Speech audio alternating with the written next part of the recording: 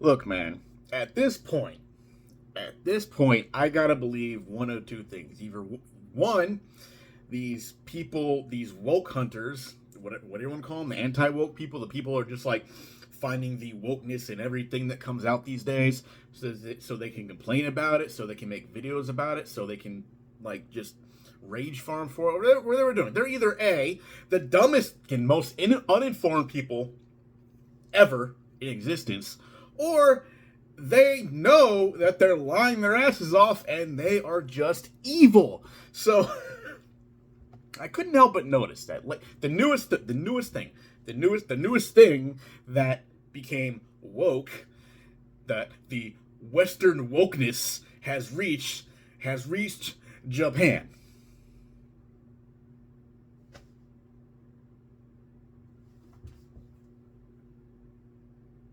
I don't know about you guys. Now, I'll be honest with you. My extension, most like the most of you probably, of Japanese culture has probably come from the video games you played and the anime you watch. Okay? There are plenty of examples in there of a lot of those games that, and mind you, we've been all been playing and watching for years now at this point, have experienced what we now, not we, but they, that here in America are considered wokeness. Okay, so just like everything, you play video games, you've watched anime, I have, you have, like there are plenty of things in there that have been done years before now, that by today's standards would be considered woke. Okay, it's just like and I have to believe these guys, they either don't know or they are lying. Okay, they're straight lying. They're making it up. They know they're lying at this point. They're just being evil because they know that they can totally make crap up, rile up a bunch of other people that know nothing about it, and bring in the views. And that's basically where we're at now. Okay, so obviously the two latest examples, let's be real here, are like what's going on with, okay, so Ubisoft is not a Japanese company, but they're making a game based Japan, and they chose to have Yasuke be the main, one of the main characters of the game. Yasuke being the black Japanese samurai. I've talked about this already, but you already know this. You've already been beaten over the head with this fact.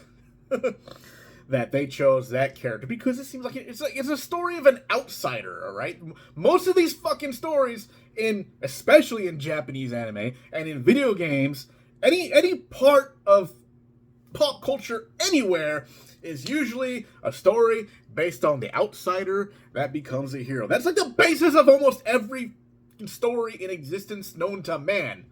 Like, hell, even if you like read the Bible, Jesus, outsider, hero of the story. I mean, it starts from there. I don't mean to get religious here, but am I wrong?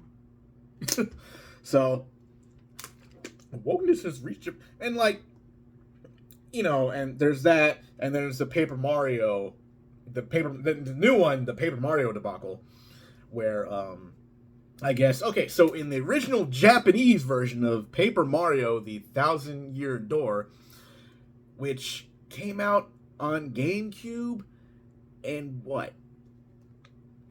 I don't know what year it came out. I don't remember. But on GameCube in Japan in the early 2000s, I want to say like 2002. Let's go with that.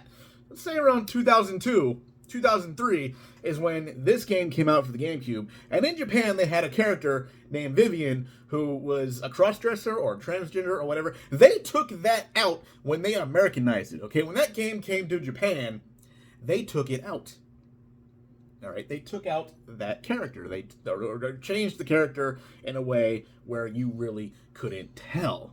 All right, 2003 or 2000, like early 2000s, right? Early 2000s, right? Decades before all these idiots came around going, wokeness, oh my god, wokeness, oh, I'm 100, wait, I'm 300 pounds and I'm a real man fighting wokeness. Fuck up. But anyway, before that, right? Am I wrong?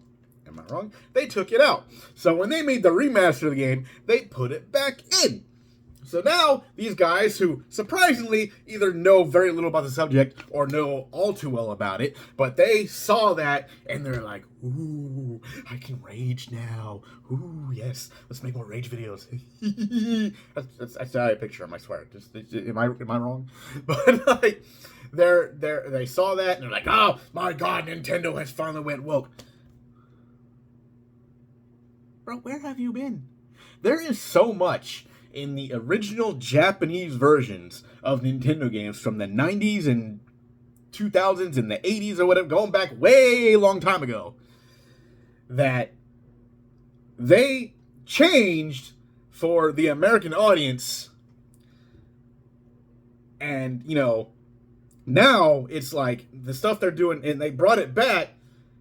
Japan's been doing this woke thing long before it started coming to like American Western media and stuff like that. Where you would know this if you actually had any time, invested any time in any of this. This is why I talk about, when I talk about non-gamers, these are the people I'm talking about. The people getting mad about, if they were real, they'd know. They would know from the beginning. But this whole anti-woke, this whole wokeness thing, that's relatively new, right? I'll say about 5 years old. More about like 5 years at this wokeness thing. They've really been using the word like a lot more in the past, like, what, 2 years? But you see my point is, right? I'm not talking about people complaining about the business practices of companies. I get that. And I'm right there with you, and that's a video I'll make another time. But when I'm talking about these people, I'm talking about, they don't play, it's an audience of non-gamers. It's like non-gamers talking to an audience of non-gamers because they know they can rage farm out of it. That's all this is. All right? If you watch any anime at all in your life, do you all have how many transgender, like cross-dressing characters have been in anime since the beginning of anime time? Right? This is not new to them. All right? This has not been a new thing at all. They've been doing it long before we started doing stuff over here that we considered woke these days. I know I keep doing this, but it's true, right? So it's like, but you don't know this, okay? You're trying to act like all this is brand new to Japan. It's just that Japan has been editing it less when they bring it over here. When they make the translation from Japanese to here, they have just been doing less of the editing and taking things out. And isn't that, I don't know, lack of censorship? Isn't that the other thing you guys are complaining about? It's like, oh, they bring these things over here and they censor things. Oh, it's censorship. Oh, they're doing censorship. No. The only time you call censorship is when you're told to shut the fuck up, when you're bitching about something you don't know what you're talking about. Then it's, oh, they're trying to censor me. They're trying to cancel me. Like, we can't stop you. All right? We obviously can't stop you. But we can tell you to shut the fuck up. You're not going to, but we're allowed to. So when we're telling you to shut your fucking mouth, this is what we're talking about. And I know you're trying to censor me from telling the truth. You don't know the truth. Because if you did even any amount of a simple Google research, you would know these things. Hell, in Ocarina of Time, 1998, Zelda cross-dressed as a dude. Remember that?